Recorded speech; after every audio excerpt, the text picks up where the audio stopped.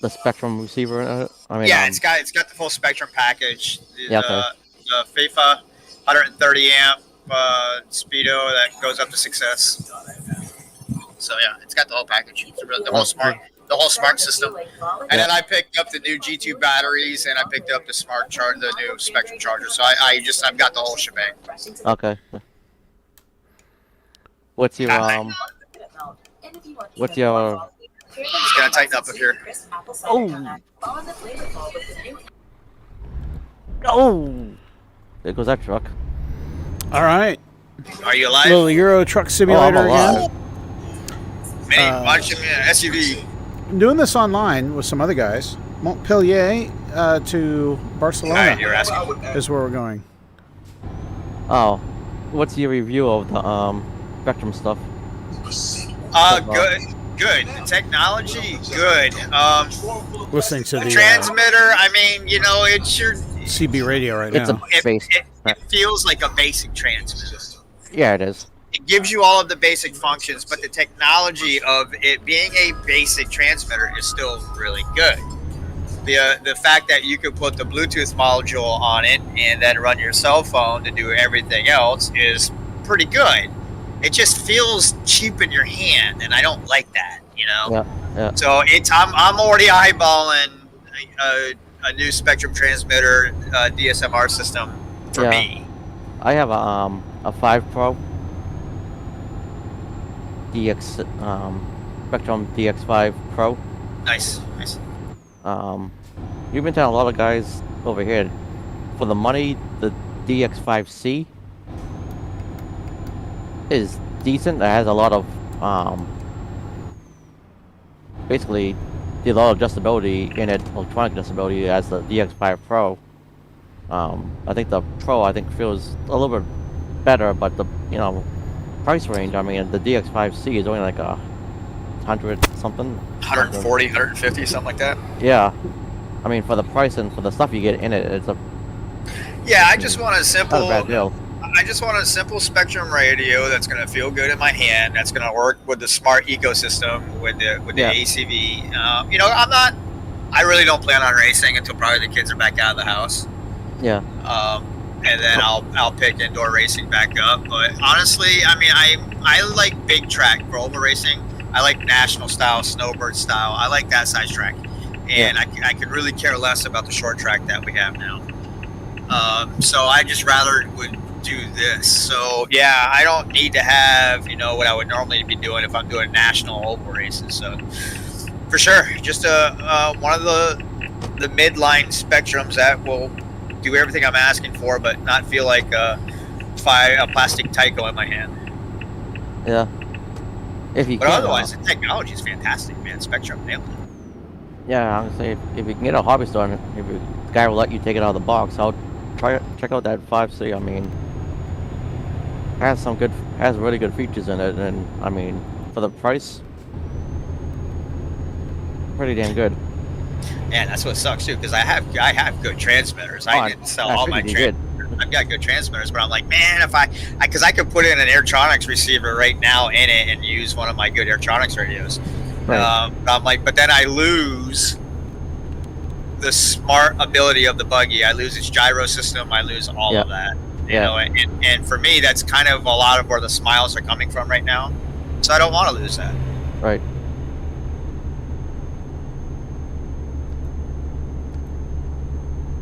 If it was a racing situation and I knew it was illegal to use a gyro system, then yeah, I mean, totally different story. But that's not the case.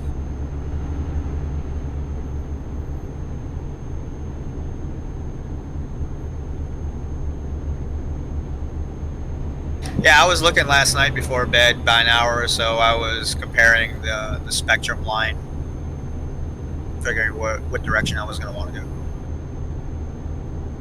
I know most of my buddies up here at Oval Race have been running variations of the Spectrum line for quite a while. I just stayed with Airtronics. Yeah. I mean, once you seem to get something that you like, you just kind of end up sticking with it. You get used to it, and it's like, Yeah, for sure. It's funny as shit, man. You go in my kitchen right now, and yeah, it's like my table is an RC surgery table, and I think there's eight transmitters on the counter. Like, oh, we're losing control again. Goddamn fucking tweens for kids, man. This shit's getting expensive again. My fault, not theirs, because I'm like, oh, now they can run with me. They're getting fast. Oh, it's time to put them into good shit. Nice. All your money go into that. Yeah. Yeah. At least you're not going out and buying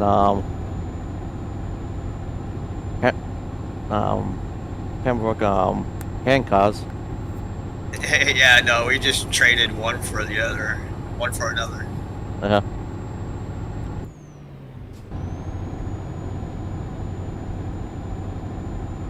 I just looked at it this way, man. When it comes to racing, there's always a cost into it and everything else. And again, I'm not real happy with the short track racing. So it's like, I have 8-10 baseball fields within a 2-mile radius of my house. I mean, so any time of the season, I have a racetrack waiting for us, more or less. You know, we've come up with a bucket system and a cone system that we'll bring with us. So we just hurry up and lay out a racetrack, and we start burning in a line, and then it's game on.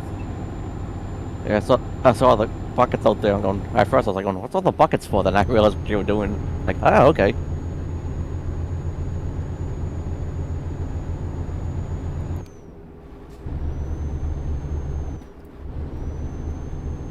All you need to know is bring out a couple of some plywood, put them on top of the bucket so you can make some jumps.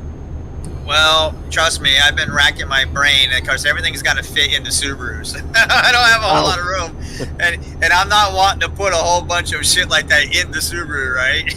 Right now, it's like I can fit a small amount of buckets in the cars and in the trunk, and I'm like, fuck, dude. Besides that, that's why I'm redoing the shocks now, because I would like to add some type of a portable single or double that I could take out with us. But the buggies, again, the shock oil is too soft. I didn't want to keep flat laning them because fuck, I broke the Speedo in mine and Chloe's both. Really? From just simple smacking the chassis, flat landing it. All the shock fluid. There's the one flaw, and I've already tried getting a hold of Horizon Hobby because I've got a laundry list of things I think I want to bring to their attention with this build. One of them is they have the Spectrum speed controller mounted via its plastic tabs on a floating mount. So it's not actually mounted right to the chassis. It's got about a 5 to 10 millimeter gap. So you take and flatland real hard and you put about 20 G's through that chassis, the Speedo, it just flexes and it snaps its ears off. Yeah. It breaks its mount. And it happened to mine. It broke both. And then I was like to Chloe's truck, I was like, fuck, we better look at yours. So we got home that night and I looked at hers, and sure as shit, one of the ears was already cracked on hers. So I just pulled the mount out, and just, servo taped them to the chassis like you'd be putting a custom Speedo in anyways.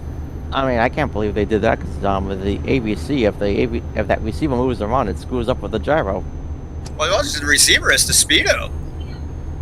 The receiver is fine. They actually, in the stock form, they have the receiver mounted to the side of the front servo. Okay. But yeah, no, the speed controller itself, which is a big speed controller, 130 amp with fan. Yeah, no, they've got that thing. It's a plastic bottom on the speed control. It's not an aluminum housing, and it's got 2 plastic ears on it, and that's bolted to a mount, which is then mounted to the chassis. Huh. So there's a gap where the Speedo can actually flex about a couple millimeters, but it's enough that, like I said, you smack the chassis on a flatland, you put several G's through that. Oh yeah.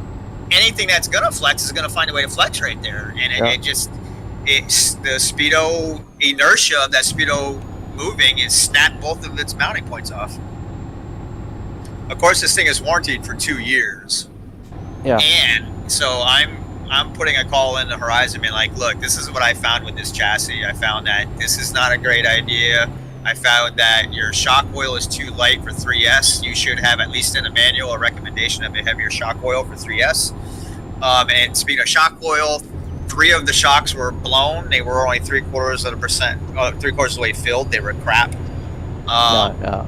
I had to drill out one of the screw heads because it was seized in. Really? Yeah, on the top of the motor mount where the top center brace goes across. They must have put it in a little way and are using an electric tool to put it in, and somebody crossed it, so it's completely seized. I had to drill its head off. Huh. Oh, what else? I had the center differential seemed like it had too much oil. It was felt very thick, very resistant. And I think that led to the part of the spur gear failure. So I took and loosened up some of that oil on that center diff. Other recommendations? Yeah, just paying better attention to how the RTR is put together. Yeah. Quality control seems to be slipping a little bit for a low-C product. And I'm going to tell them, like, look, it's all on YouTube. Here's my YouTube channel. Go look. This is where it happened. And you can see that it's nothing out of the ordinary, I mean, So they should warranty the Speedo. I mean, there's nothing wrong with it, other than it just snapped its ears off and now it's servo taped into the chassis. yeah. But I'll take a free one. Oh, sure. Yeah. Back up. Construction, left lane open, barely open. Might squeeze through here. I don't know if these poles will fuck us up. Oh, it's real short. Alright, I'm gonna start hunting fuel after we get out of here. Not a quarter of a tank, but close to it. Maybe down to 40%. I gotta take up a little bit of the like the brake priority on this thing. I hit the brakes somewhat too hard going fast, and the thing just like spins out on me. It's like hitting the e-brake. I generally never ever buy RTRs, and when I bought this, it was kind of bugging me. Yeah. The racer in me is going, man, you should take that whole fucking thing apart and check everything. Uh-huh. But I should have, right away, I should have taken the shocks off and checked them and everything. So I found that with a lot of cars that, well, the guys in my club, I mean, I'm in like a retirement community, like, so everybody in the club, I'm like the youngest guy there. Everybody else is like in their 60s and 70s, and some of the guys have never already run before, so I don't know, all the beginner cars we have classes, we tell them they're RTRs, and I've noticed a few of them come and they're all shock oils, like shocks are either empty or a bit, or just like 3/4 or half filled. big old air pockets. Yeah. Check, we got resistance. Nothing. We're not doing jumps, we're just doing ovals, so it's not a big deal, but still, I mean, we're trying, but we tell them that because that makes their life easier. I mean, and then we have like since I become vice president, the other guy I know is president. We started doing like an RC 101 where we go to one guy's house and then we just talk about help these guys through like the beginner stuff, so they know how to charge a battery correctly, how to How not to burn their house down. Yeah. It's serious though, dude. Oh, I know. I mean, we have one guy. Well, we have a couple people who are like, we tell them about light bulbs and what it can do, and all that stuff. And the guy's like, oh my god, I can't run that. So he still wants to run like nickel metal. I'm like going, well, you're gonna be like down on power compared to everybody else, but I mean, it's your choice. I go, but I mean, if you really want to think about it, I mean, if you have any kind of rechargeable product in your hand or in your house, that's a LiPo battery. Your cell phone, any kind of coolest drills or stuff like that, it's all LiPos. I mean, so I mean, it's not like you never seen anything before with a LiPo. I mean, you just don't think about it because it's an everyday occurrence. I think that's why Spectrum really went with this smart technology that they're panning. Because, I mean, it really does reduce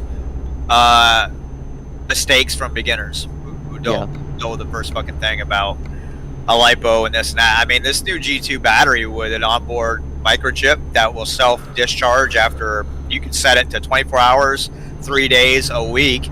If you fully charge and leave it alone, you know, it'll self-discharge down to like 3.9 on its own. By itself? I mean, by itself. Yeah, it's got an onboard chip. I mean, you don't need the battery plugged into anything; it just automatically starts. It'll automatically discharge itself. Yeah. So with the charger, you can tell it to have like a 72-hour wait or 72-hour window.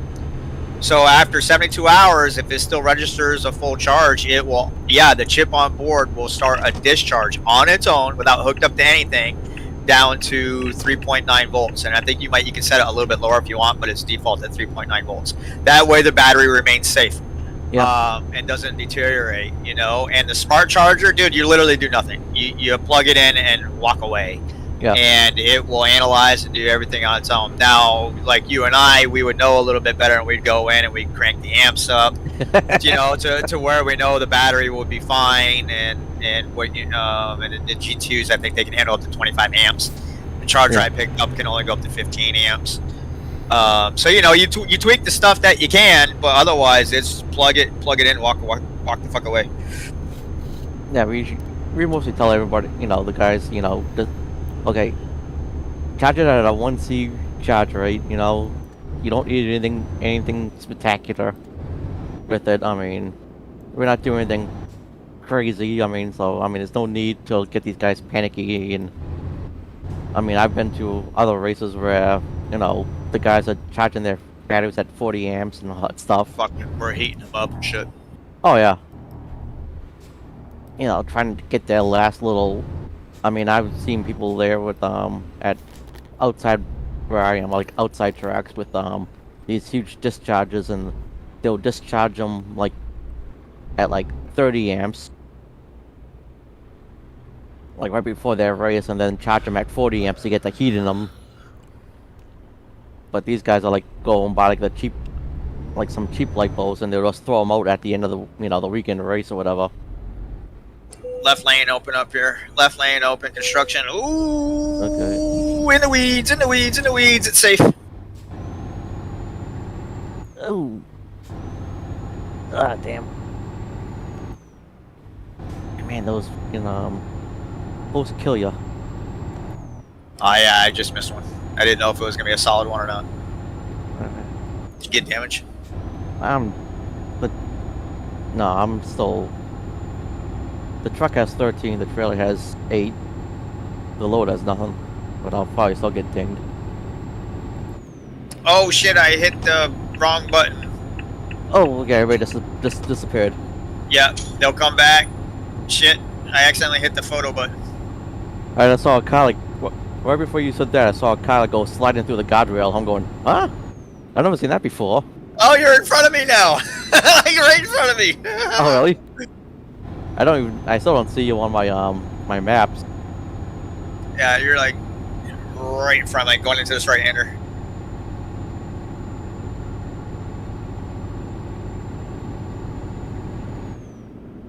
A lot of people too. I've noticed the average guys, they have no fucking clue about proper programming of their speedo, making sure that, you know, low voltages are set proper, or just in general programming. You know. Yeah. That's one thing. What the two cars that rehab them, they're brush cars. So, I mean, they don't have to worry about. I mean, all we tell them is make sure the low voltage cutoff is enabled, and you know, since it comes already ready to run, you don't really need to do much other than that. But I think we'll make it there on this fuel load, but it's gonna be close. But but as we're teaching them, we also teach them about sensor motors and how to program and what programming is and all that stuff. So Still with us, Joe, getting an RC education? Yep. so I'm if just they listening wanna, and streaming and just driving to Barcelona. Barcelona. He's no longer in America. Barcelona.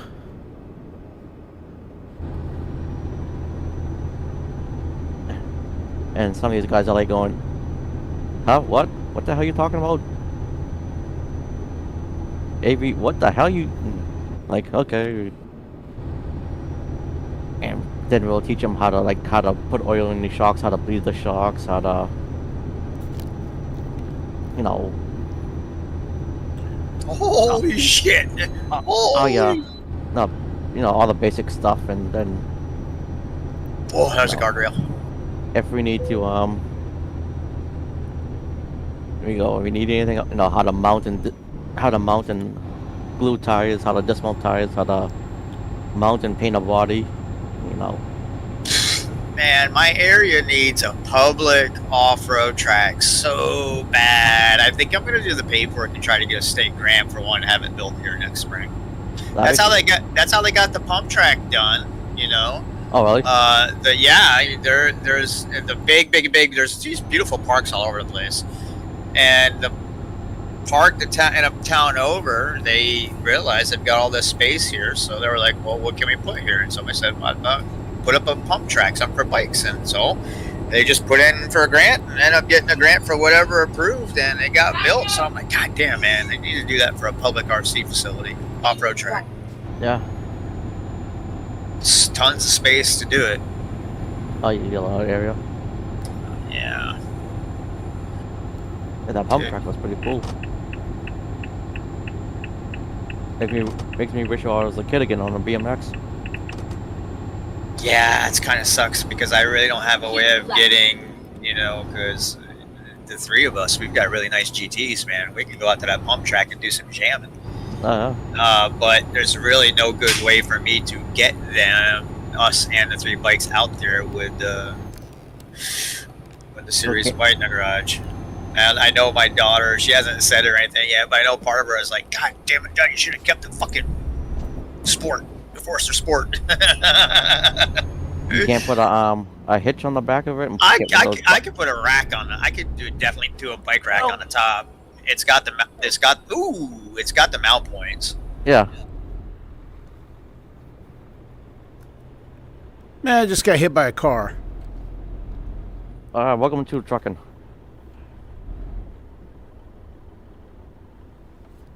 Yeah. Goddamn four-wheelers.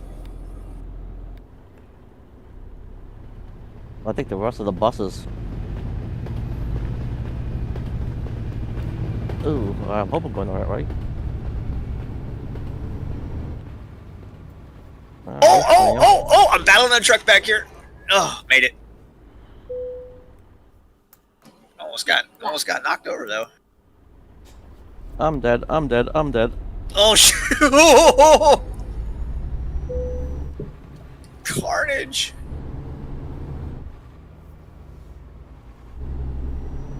As soon as I started going to the right, I'm like going, oh, I'm screwed.